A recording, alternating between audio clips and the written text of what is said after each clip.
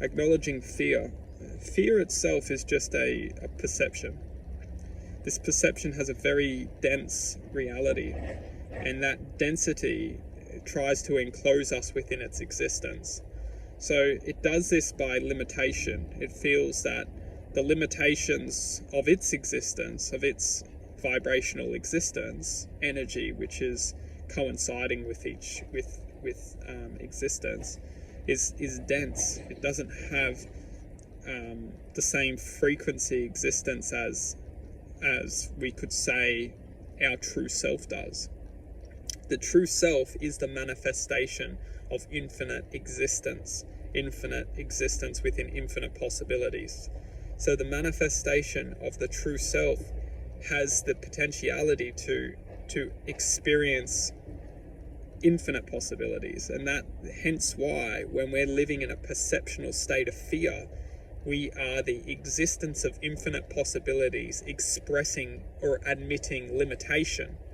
So when we are admitting limitation, or when we're feeling limitation within, we have all this anxiety and all this, because the anxiety we're feeling is limitation, in which isn't our true nature. So that's where all the anxiety comes from, is it comes from the acknowledgement that we are infinite possibility within this limitation. So we feel extremely anxious. We feel almost locked away, and we feel like distressed.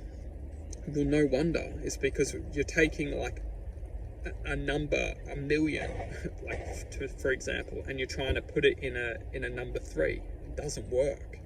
You know, we need to acknowledge that the infinite possibility which we are needs the space to manifest into whatever it wants to achieve or experience. And how this is done is that we convince ourselves of something which isn't true. And when we convince ourselves that within something that isn't true, for example, the number 1 million convinces itself that it's a number 3. It's not. But our minds are given to us to attempt to convince ourselves of something that we're not. And as long as we believe the minds, we'll be convinced that we're a number 3. But we're not. The truth is we're infinite. So you can't put an infinite existence within something that isn't in its true form. We'll create all this anxiety and stress and worry and fear, and it's a vibrational existence which is untrue, incomplete to its true existence. And it will always be incomplete because it doesn't exist within that what is very important to understand, it naturally doesn't resonate to that frequency.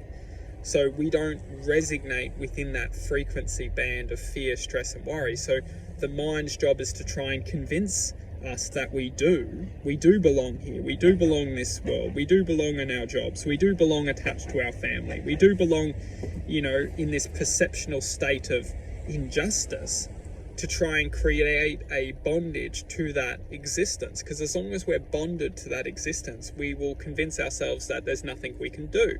And as long as we convince ourselves that there's nothing to do, we may spend our whole lives stuck in this perceptional state of injustice to our true nature. Now, the true power is to acknowledge that this reality is not designed for us to stay in this state of suffering.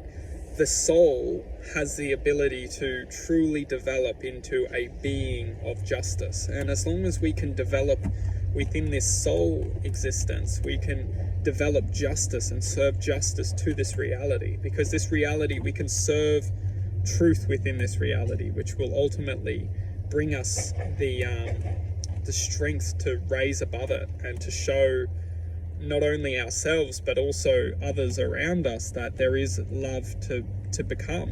There is the expression of wisdom to enlighten to, and this is the true power of